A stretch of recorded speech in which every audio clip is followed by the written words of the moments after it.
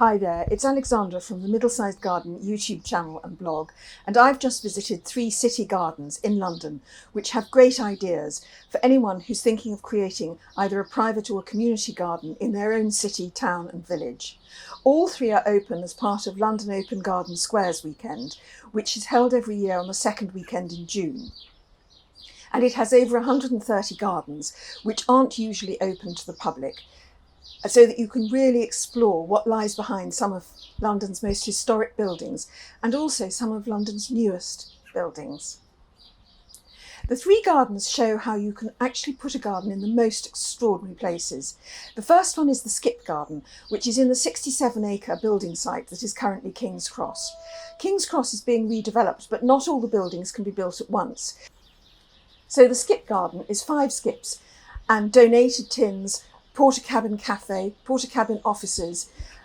The Skip Garden is currently on its 4th site, and it's just about to move to its 5th, because when the builders need to build on that plot of land, the garden will be hoisted up by cranes and put on another spare bit of land. And of course this is wonderful because it means builders are happy to let people use disused land for gardens.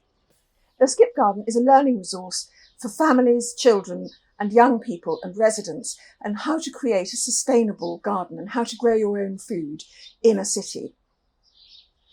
It has a greenhouse that's built out of scaffolding boards and reused windows, but this hasn't been wholly successful because although it's a lovely building, it doesn't let in quite enough light to be a greenhouse. But that's all part of the learning experience of creating the Skip Garden.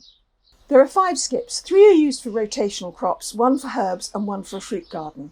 And they're on raised beds which are built inside the skips so that you can go up the skip on the steps, down the steps, and then you're gardening at waist height. And it also makes it easier to move the skips. There's a cafe where you can eat some of the food that's grown in the garden.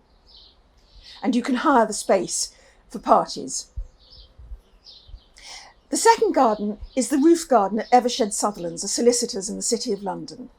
It's got a green roof which has been professionally maintained and installed, but it also has a space near the air conditioning units which was built as a sheltered space in case the air conditioning units needed to expand. And there a kitchen garden has grown up, gardened by volunteers over the years. Once again, it's mainly container gardens. It's got raised beds and it's got containers that have been given by people over the years. There are tins of tomatoes given by a local restaurant chain where they grow basil. And there's chairs and tables that have been brought in by volunteers. At the Eversheds kitchen garden, they use a potato sacks, not just for growing potatoes, but also sweet potatoes, edamame beans and anything. And in fact, this is a great demonstration of how you can actually grow anything in containers. A roof garden is also a brilliant place to support wildlife. It's a great place, for example, to keep bees, because people can get anxious about bees swarming at ground level.